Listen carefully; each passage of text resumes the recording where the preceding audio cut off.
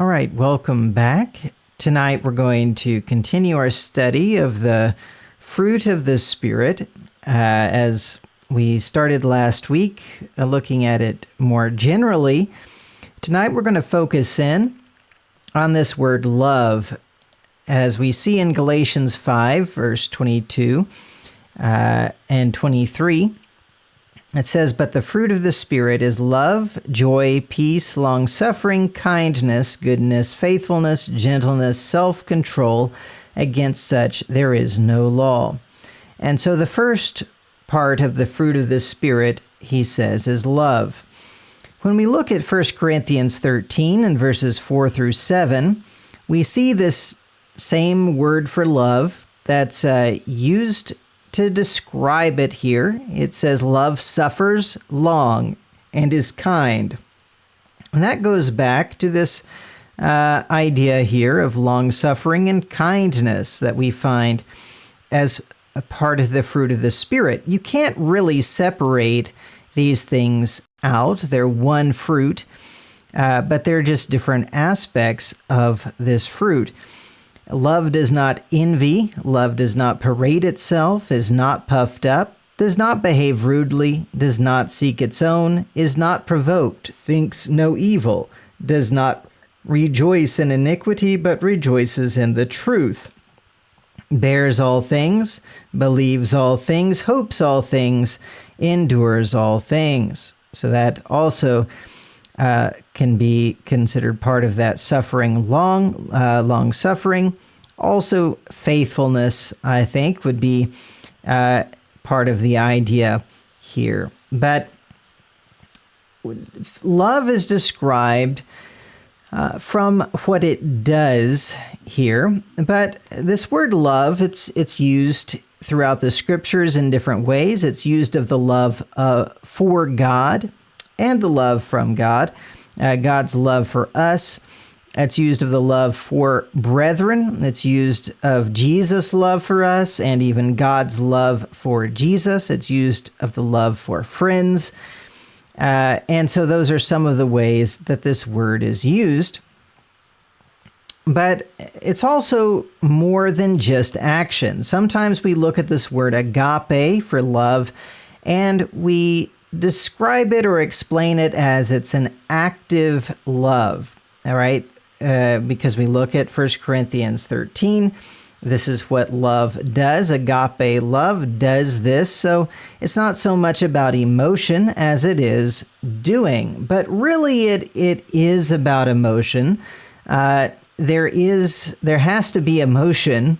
That's why it's the word love, right? Not just kindness. It is actually love. It's an emotion.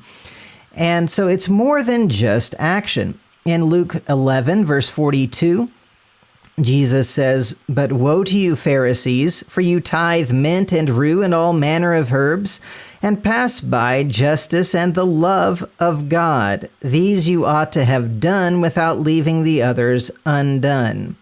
Now, he describes the love of God as something to do, but he's saying you're doing these things, you're being very careful about what you're doing, but you're doing it without love, without actual love for God.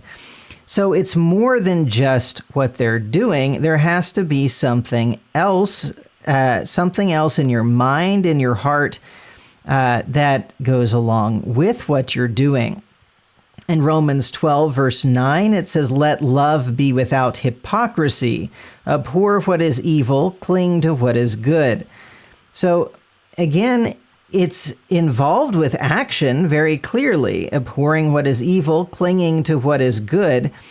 But it's also to be something without hypocrisy. It's supposed to be genuine. It's coming from the heart.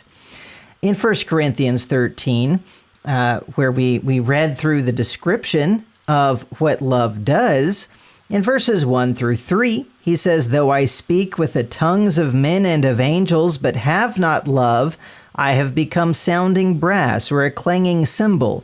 And though I have the gift of prophecy and understand all mysteries and all knowledge, and though I have all faith so that I could remove mountains, but have not love, I am nothing. And though I bestow all my goods to feed the poor, and though I give my body to be burned, but have not love, it profits me nothing. And so what we see here is that it's possible, theoretically at least, to do these things, to even have faith, to remove mountains, to understand all mysteries, all knowledge, to even give my body to be burned. So you're doing the very greatest things that would be loving things to do, it seems, and yet you can do it without love. Love is more than just the doing. Love has to come from the heart. There is an emotion involved in this love. But of course, it's an emotion that moves us to action. And so that is what this is about. It's not just emotion, it's emotion that moves to action. And so it extends even to the point of giving your life for someone else. In John 15, verse 13, Jesus says, "Greater love has no one than this, than to lay down one's life for his friends," which is what Jesus was saying he was going to do. But it's not only Jesus, but we do see in Romans 5:8, God demonstrates his own love toward us, and that while we were still sinners, Christ died for us. It's hard to say that, he was just dying for his friends, right? He was actually dying for sinners, for those who were enemies of God, and yet God demonstrates his love for us through Christ dying for us even while we were sinners. In 1 John 3:16, he says, "By this we know love, because he laid down his life for us, and we also ought to lay down our lives for the brethren." And so we learn from him and what he has done, what love does, what the extent of it should be, and we should do the same if it's needed, just as we certainly needed him to lay down his life for us.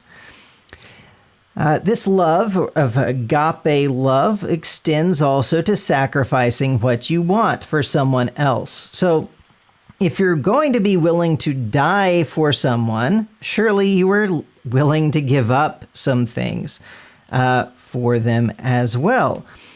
In Romans 14, verse 15, he says, "Yet if your brother is grieved because of your food, you are no longer walking in love. Do not destroy with your food the one for whom Christ died."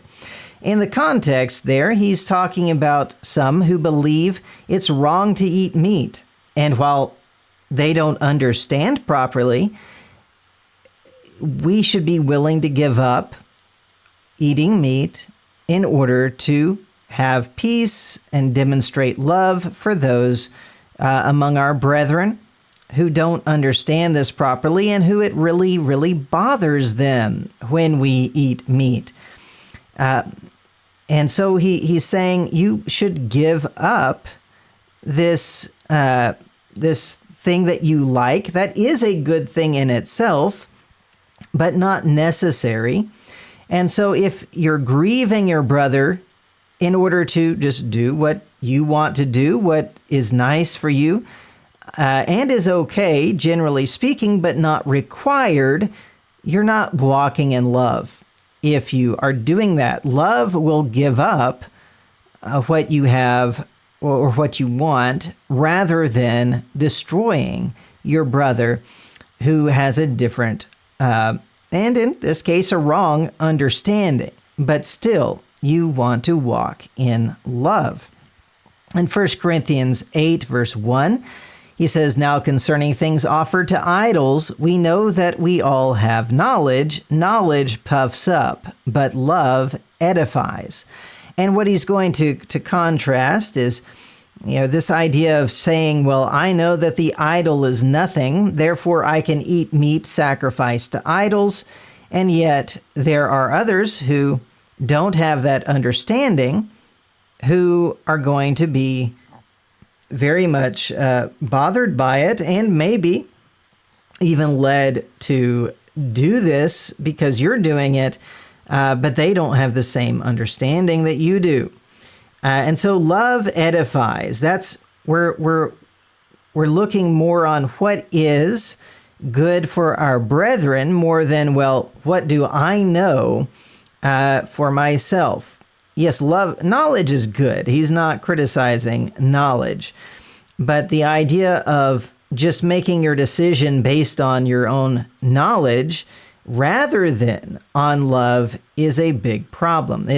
That makes you prideful rather than edifying your brethren.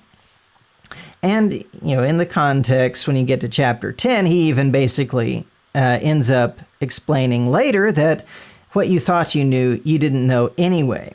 And you're not to eat meat sacrificed to idols for other reasons than just love for your brethren.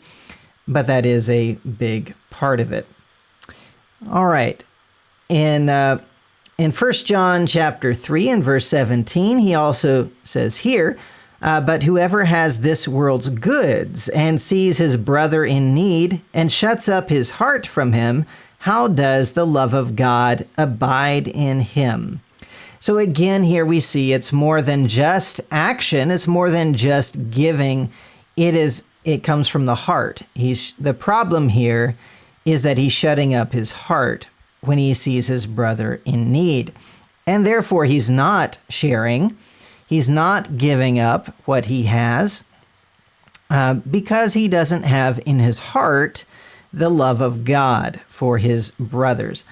And so this is something that we have to have if we're walking by the Spirit. If the Spirit is leading us, if we are taught by the Spirit, we are listening to what the Scriptures teach us, we're going to share. We're going to be happy to share. We're going to have the motivation from what the promises are in regard to sharing with others who are in need, and the love of God is going to be there. We are taught by God what God has done for us. We should be so willing and happy to share with others if we're truly listening to what the Spirit has said.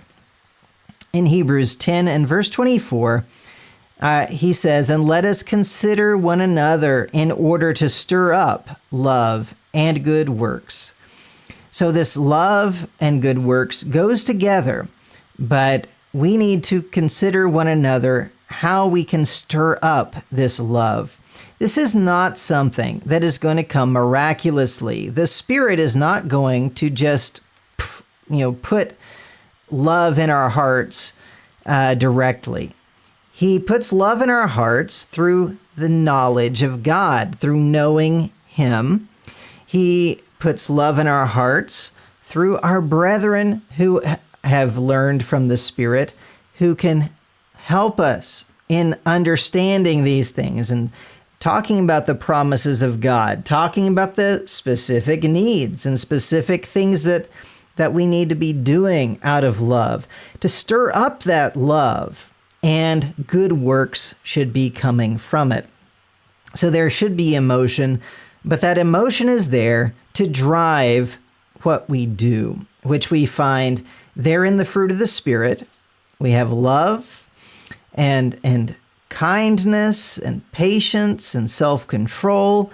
We have goodness and faithfulness and all of those great things that are going to come out because of the love that we have in our hearts, that is there because of what God has done for us. The love that He has shown us motivates our love for Him and for others. Hopefully that was understandable, and we can walk away with the knowledge of how this word is used in the Bible to talk about the love of God, the love for God, the love for our brethren, and how it works specifically, what it looks like when we're acting out of love. But we need to understand that this is something that's going to grow in our lives as we keep learning from the Spirit of God. All right, that's the lesson. Thanks very much.